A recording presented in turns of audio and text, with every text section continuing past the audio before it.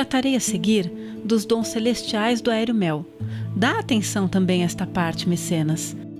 Eu te cantarei espetáculos de coisas modestas, mas admiráveis. E por ordem, os chefes nobres, os costumes, as paixões, as raças e as batalhas de todo um povo.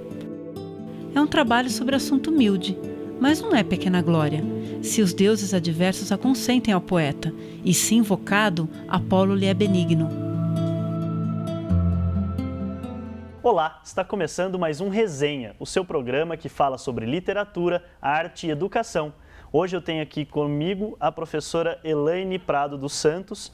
Professora, seja bem-vinda. Professora Elaine é professora aqui da casa, do Mackenzie, professora nos programas de pós-graduação em letras e também na graduação aqui de letras. É doutora pela USP, sua área de pesquisa é de letras clássicas, isso, né? E ela é autora do livro aqui que está em minhas mãos, O Quarto Canto das Geórgicas, que eu li, achei muito bom, achei bem legal, interessante, porque é uma área que eu diria até um pouco nova para mim.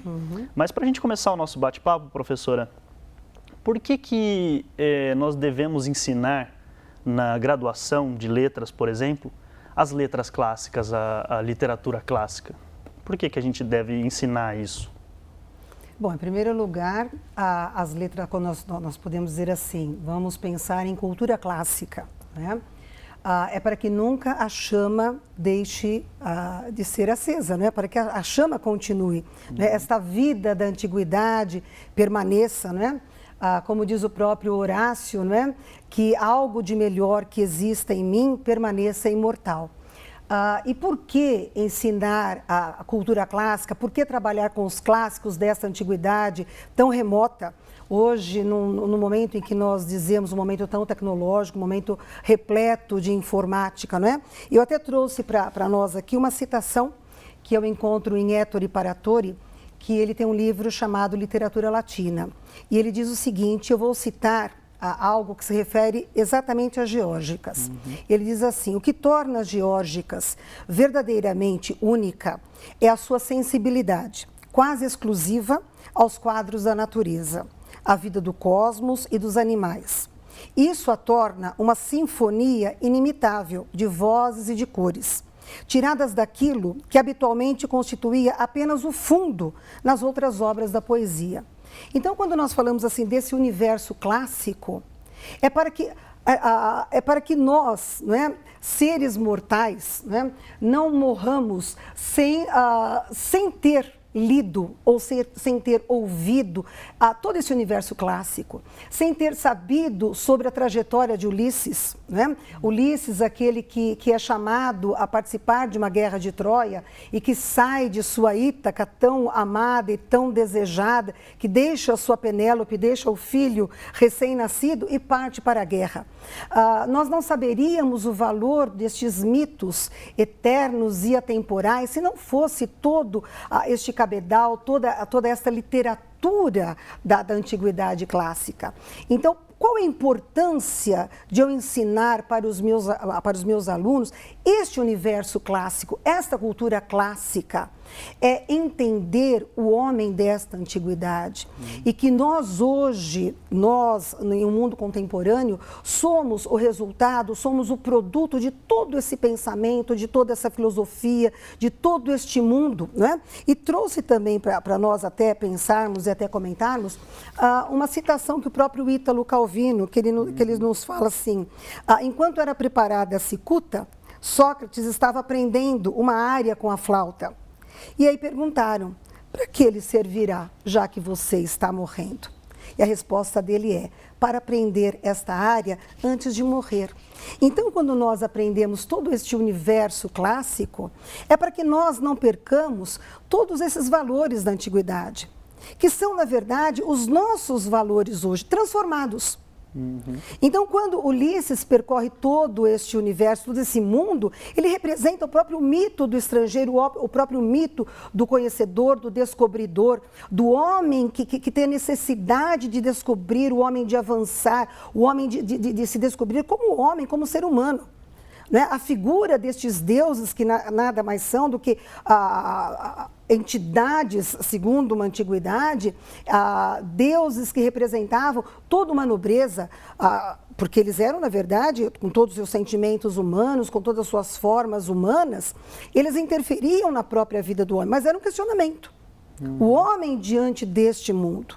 Da mesma forma, por que ensinar este universo? Para que o próprio aluno sinta e saiba o que vem a ser a trajetória do herói, a jornada deste herói, né? O herói que sai de casa, que sai do seu mundo e que investe, né, a tantas jornadas para a busca deste conhecimento. E eu falo para o meu aluno que ele também não deixa, que ele também é o herói. Todos nós somos os heróis, porque aí nós fazemos exatamente essa transposição deste universo clássico para o contemporâneo, né? Você é um herói de que forma? Você sai todos os dias da sua casa, você é de uma determinada forma, você vem para a universidade, você vem em busca do quê? De conhecimento. Claro. E todos os dias, quando você retorna para casa, como é o retorno do herói à sua casa? Né? Quando nós falamos que tudo que existe no nosso lar é o que há de mais gostoso. Ou seja, aquilo que quando Ulisses volta de toda aquela viagem, o que ele encontra? O seu lar, o seu repouso, a sua casa. E todas as noites, quando regressamos aos nossos lares, é como se nós representássemos e vivenciássemos este mito do eterno retorno. Regressamos aos nossos lares. Então, por que ela é clássica? Porque ela não morre jamais. Então, por que eu ensino hoje, em pleno século XXI, ao meu aluno cultura clássica? É para que esse universo não morra, para que esse universo permaneça. Porque este universo, ele é atemporal. Este universo, ele é imortal. Então, é ensinar para os alunos, né, todo esse universo clássico, né, e demonstrar a beleza deste mundo. E pensando exatamente nessa história que faz parte da nossa história, que é a nossa história, faz parte da nossa formação, pensando no canto das Geórgicas, quem foi Virgílio? Bom, Quer dizer, primeiro século antes de Cristo, né? Quem que foi o Virgílio? Então, o Virgílio, ele foi um poeta da antiguidade, ele foi um poeta latino, né, um poeta de Roma, que nasceu, logicamente, no primeiro século antes de Cristo. Segundo os biógrafos da antiguidade, ele escreveu algumas obras antes das bucólicas, mas não se tem certeza se realmente essas obras pertenceram ao Virgílio, né? Agora, as obras que realmente são do Virgílio são três. As bucólicas, que se referem aos campos, as geórgicas, de que nós vamos falar, né, que se referem também à agricultura, que este poema em 4 livros ou em 4 cantos são considerados a obra-prima do poeta, e a Eneida. E segundo a antiguidade, o poeta Virgílio, ele era um poeta que primava pela perfeição, ele buscava a perfeição por meio dos clássicos. E ao fazer, por exemplo, as bucólicas, dizem os biógrafos que ele levou 3 anos. Ao fazer as geórgicas, ele levou apenas 7 anos. E ao fazer a Eneida, ele levou 10 anos. E segundo o poeta, ele julgava que a Eneida estivesse imperfeita, inacabada. Ele resolveu empreender uma viagem para conhecer os lugares em que Enéas havia passado, pela Grécia, pela Ásia, mas no momento da viagem ele se sentiu mal, ele teve um mal-estar, sabendo que ele estava para morrer, ele pediu que os amigos destruíssem a Eneida.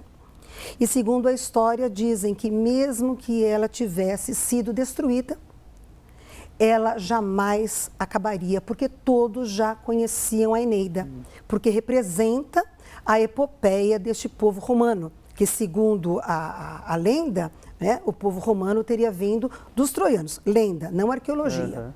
E todos já conheciam, né, esta obra de Virgílio. Então, mesmo que ele tivesse destruído, ela seria e ela é imortal. Sem dúvida, uma obra imortal, né? Mas nós vamos fazer uma rápida pausa, você não saia daí, já já a gente volta com a professora Elaine.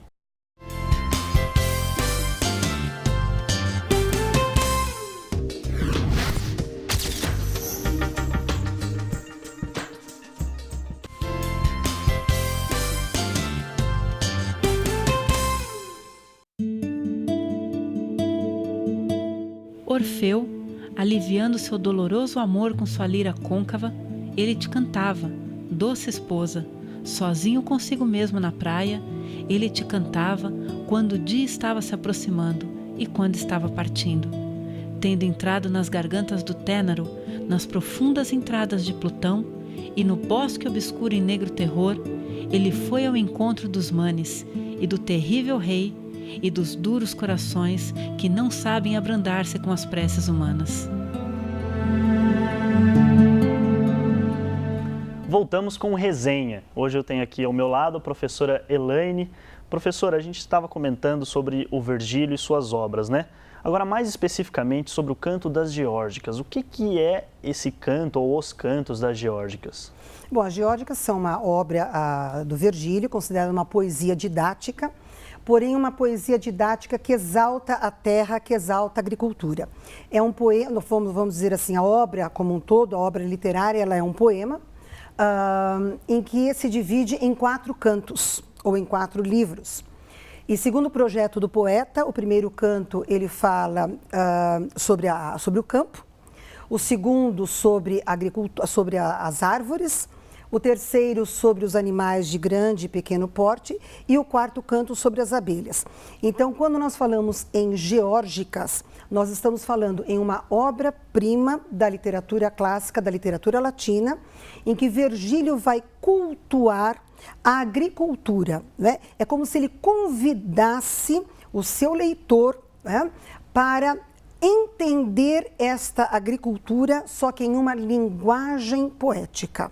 É uma volta à agricultura exaltando esta terra, principalmente a terra italiana, que ele vai chamar de Saturnia Tellus. E esta terra consagrada e que se volta aos valores antigos. Ele vai priorizar os pequenos domínios, as pequenas terras, o pequeno agricultor, aquele que vai realmente trabalhar, aquele que vai se curvar à terra. Então, quando nós falamos em terra, quando nós falamos em agricultura, Virgílio vai dizer labor improbus, o trabalho obstinado. Victi omnia, vence todas as coisas. Então ele quer consagrar este trabalho voltado à terra.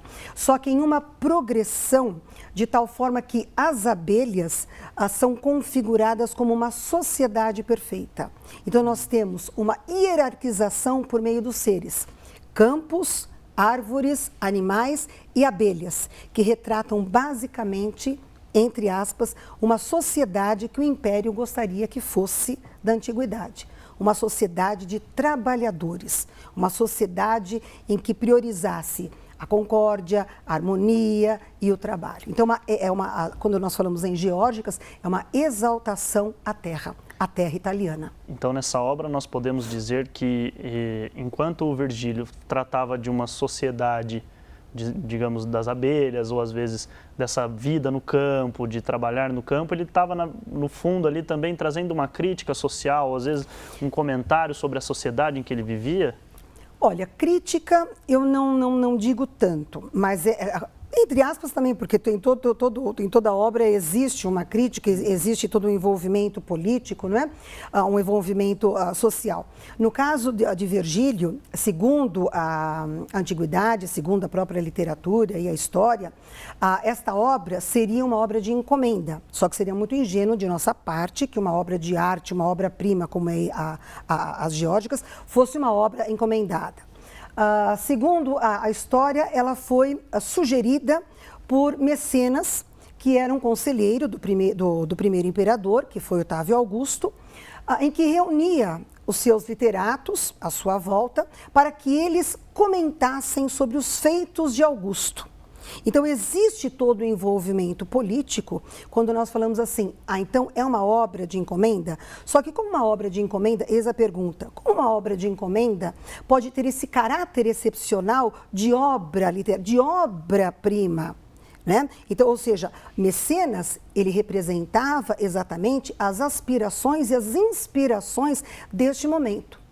Porque, segundo a história, o Mecenas foi aquele que sugeriu esta obra para que houvesse uma restauração social em relação à agricultura, em relação aos campos. É como se o poeta convidasse, venham e cultivem o seu solo, o seu campo, a sua terra, porque houve toda uma devastação por meio das guerras civis.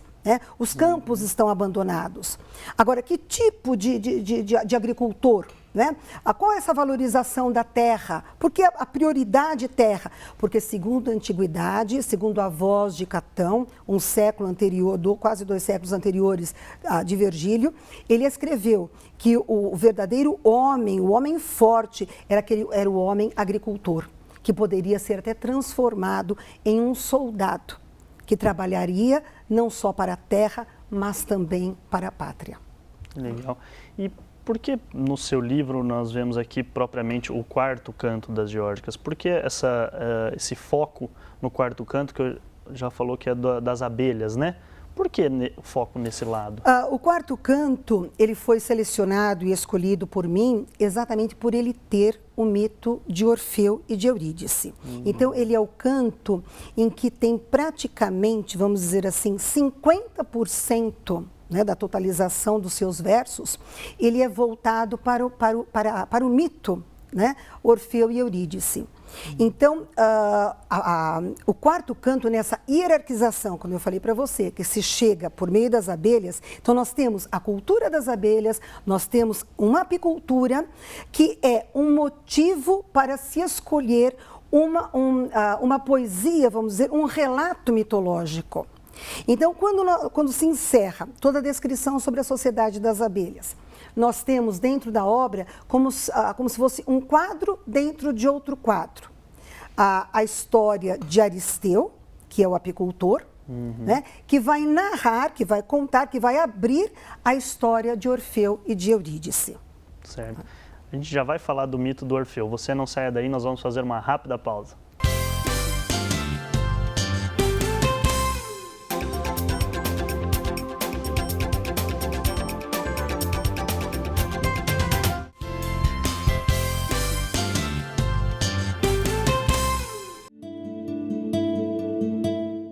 Eu cantei estas coisas sobre a cultura dos campos, dos gados e sobre as árvores enquanto o grande César vibra o raio da guerra junto do Eufrates e, vencedor, dá leis aos povos que lhe querem bem e abre seu caminho para o Olimpo.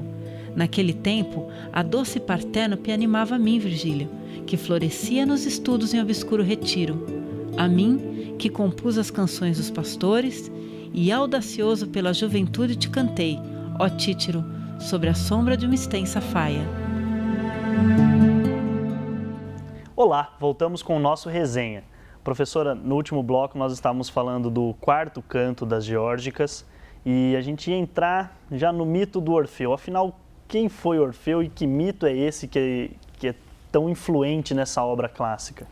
Bom, no quarto canto das Geórgicas nós temos a sociedade das abelhas e em seguida, a partir delas, nós temos a história, o mito de Orfeu e de Eurídice. Segundo a lenda, segundo o mito, Orfeu ele era o cantor, o músico, filho de uma musa e de um deus, o deus Apolo, que é o deus do sol, o deus da poesia, o deus da medicina. E Orfeu ele era casado com Eurídice, a quem ele amava apaixonadamente. Ele era simplesmente apaixonadíssimo por sua esposa Eurídice. Mas, num certo momento, Aristeu, que era um apicultor, ao ver esta ninfa, Eurídice, belíssima ninfa que passeava pelo bosque, ele ficou completamente apaixonado pela ninfa e resolveu correr atrás da ninfa, porque a sua intenção era abraçá-la, envolvê-la em carinhos. Mas no momento da Eurídice, quando viu que estava sendo perseguida por um outro homem, ela correu em disparada e no momento no bosque, ela não percebeu, ela pisou em uma serpente e foi picada e morreu. E segundo a antiguidade, todos aqueles que morriam, eles iam para os infernos, para a mansão dos mortos, para o Hades. E Eurídice também foi para o Hades, foi para os infernos. Só que Orfeu, ele ficou simplesmente desesperado. Ele não se conformava com a ideia de ter perdido a sua esposa. E ele resolveu empreender esta viagem ao mundo subterrâneo, ao mundo dos mortos, mesmo estando vivo. é o que nós chamamos na literatura de catábase, é a descida aos infernos. E Orfeu empreendeu esta sua viagem. Mas para empreender esta viagem, como se vai entrar aos infernos não sendo morto? Então ele cantava, porque era a única coisa que ele sabia fazer e da melhor forma possível. E com o seu canto, ele encantou a todos à sua volta. Em primeiro lugar, ele encantou o barqueiro Caronte, que ele não precisou apresentar uma moeda. Ele simplesmente entrou no barco por meio da sua voz maravilhosa e atravessou as margens e na frente do Hades, na boca, na entrada do Hades, ele se depara com o cão de 3 cabeças, que é o Cérbero. Esse cão de 3 cabeças é a imagem que o próprio Virgílio retratou e esta imagem é que ficou.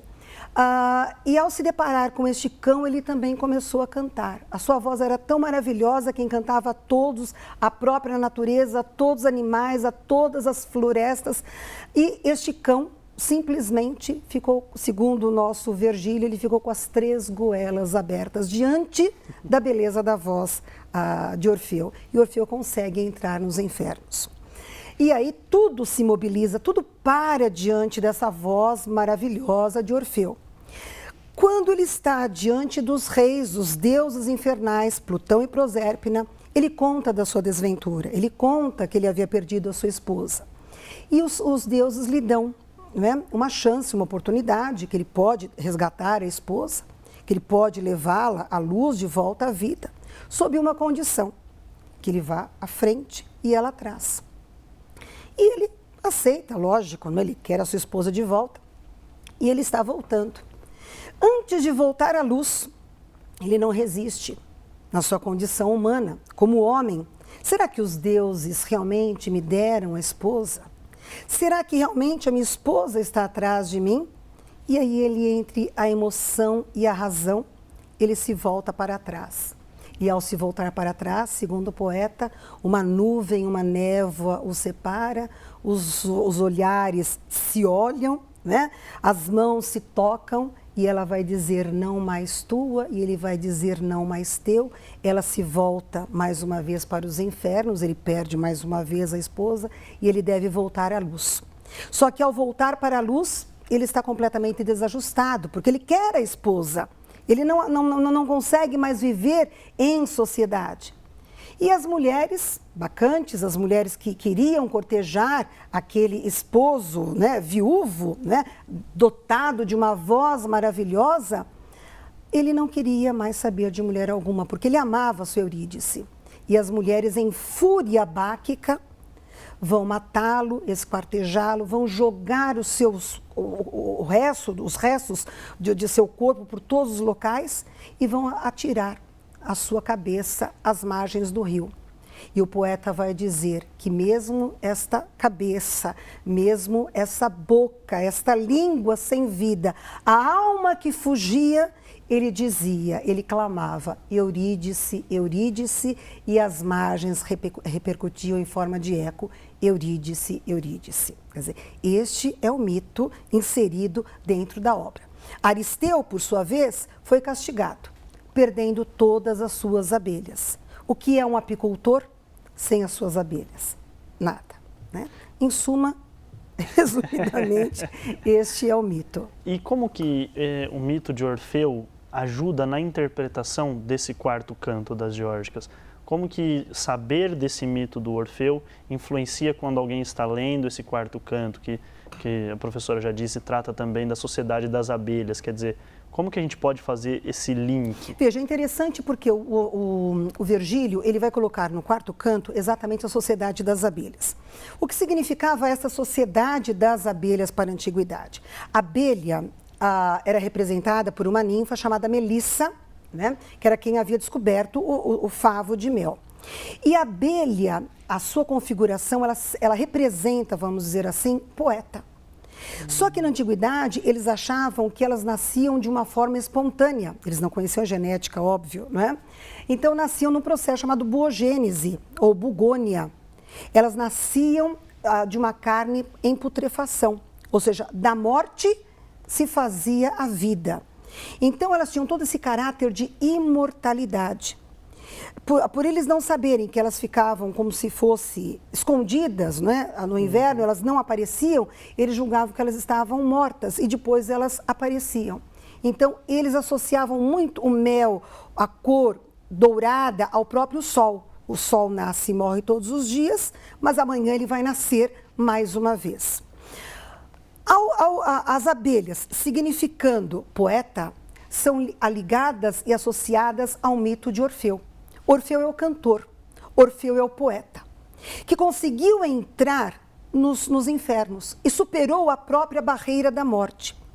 Como que ele entrou nos infernos? Por meio do canto. Então, por meio da poesia, a poesia ultrapassa os infernos, o canto ultrapassa a própria morte. Por que ele não consegue voltar e resgatar mais uma vez a sua esposa? Porque o canto falhou? Porque a poesia falhou? Não. A sua condição humana, a sua condição de homem. Segundo o poeta, ele vai dizer, ele foi demens. Foi a demência que não deixou voltar. Mas o canto ultrapassou, o canto fez com que ele entrasse. Orfeu, ligado às abelhas, abelha significando poeta, e a coloração do próprio mel, simbolizando a própria imortalidade. Orfeu, que desceu aos infernos, vencendo a própria morte por meio do canto, significa o quê? Significa que nós somos seres mortais. Nós morremos, porém a voz do poeta jamais vai morrer. A poesia jamais morrerá, porque ela é imortal. O canto é imortal. De tal forma que ele é imortal que hoje, após tantos e tantos séculos, nós estamos aqui comentando, né? O quarto canto das Geórgicas, nós estamos comentando o mito de Orfeu, e é isso que eu acho que pode até arrematar e até dizer o porquê de dar aula sobre cultura clássica, para ensinar que o poeta morre, mas a sua obra permanece imortal. Porque o mito de Orfeu, ele representa exatamente isto, a celebração da imortalidade da poesia. Muito bonito. Infelizmente, professor, o nosso tempo chegou ao fim. Eu queria agradecê-la imensamente pelo tempo que nós passamos aqui, pelo bate-papo, foi muito bom. Muito obrigada. Obrigado, seja bem-vinda, assim, sempre que quiser nós conversarmos mais aqui. Este foi mais um Resenha. Você fica aí conosco. Se tiver alguma dúvida, alguma sugestão, algum comentário, nos envie um e-mail, resenha@mackenzie.br. Até a próxima.